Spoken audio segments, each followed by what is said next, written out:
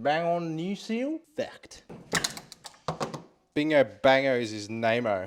Finished. Welcome back, guys. Today I'll be showing you how to do a output shaft seal on a V160 gearbox. This can work for any gearboxes that are in the rear-wheel drive configuration. So let's get into it. If you have a rear-wheel drive gearbox like I do, then you would know, or if you don't know, that there is an input side of the gearbox and the output side of the gearbox. Both the input side and the output side have seals. This seal isn't leaking, so that's good. So the seal that's leaking is here. So it's behind here. So I have to take this flange off where the tail shaft mounts onto. Once I take this nut off, this should hopefully slide out.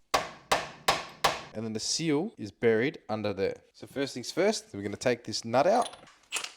Hopefully it comes out. There's no problem. Just like that. Next, we'll try and pry it out. If that doesn't work, we might have to hammer it.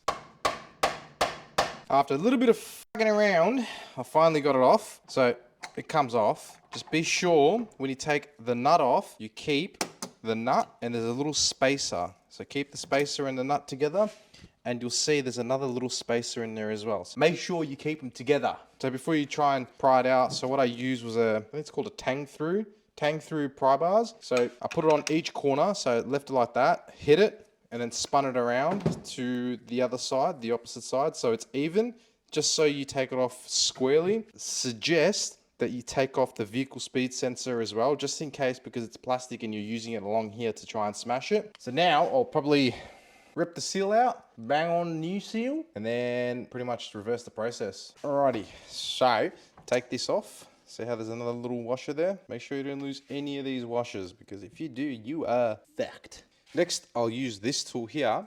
It's like a hook tool for radiator hoses. Hopefully this works and I'll just be able to just hook it in and then just pull it out.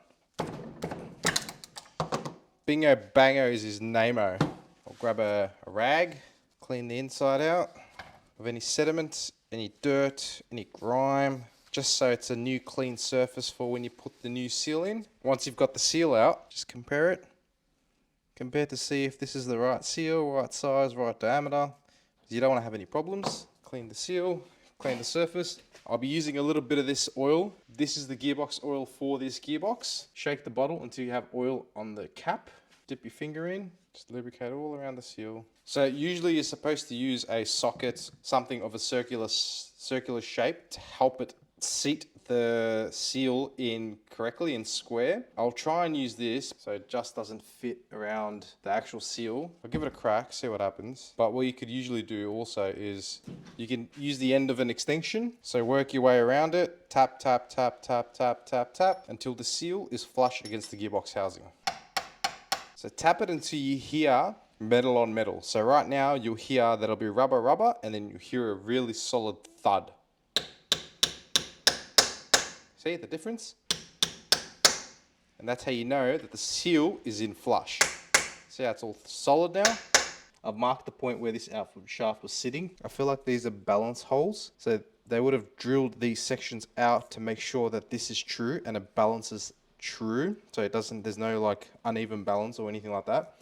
So another thing you could do is essentially just mark here, mark on the output shaft seal, just so you put it back the same way. So what I'll do now is I'll line it up. Before I do that, I need to put this dust boot back on. Just clean it up. Clean this up as well. Grab a rubber mallet. Send it home. Put the two washers in.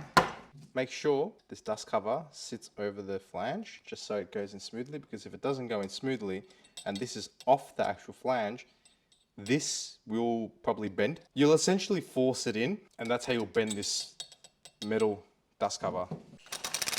You can use a pry bar to hold the output shaft from spinning, but make sure you have the nuts on the threads, because if you don't, you'll damage the thread. Now that's done. After you do that, because I had a vehicle speed sensor, so you'll fit the vehicle speed sensor back into its spot, clean the gearbox, get rid of all the oil, and then I'll pretty much be done. Put the tripod back in, so there was a little tripod for the gear stick, and then you're pretty much done.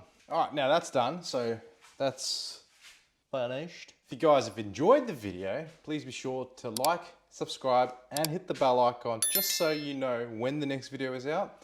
And for those people that are watching it without being subscribed, I know who you are. that plays a big part to my channel when people aren't subscribed and watching the video. So please go ahead and just subscribe because it helps me a lot and it helps the channel grow. And if you like videos like this, obviously it's stupid not to subscribe. It was a nice and short, easy video for you guys. So if you guys want to watch the next video, just click on the card up top, or it'll be at the end screen at the end of the video, waiting for you guys.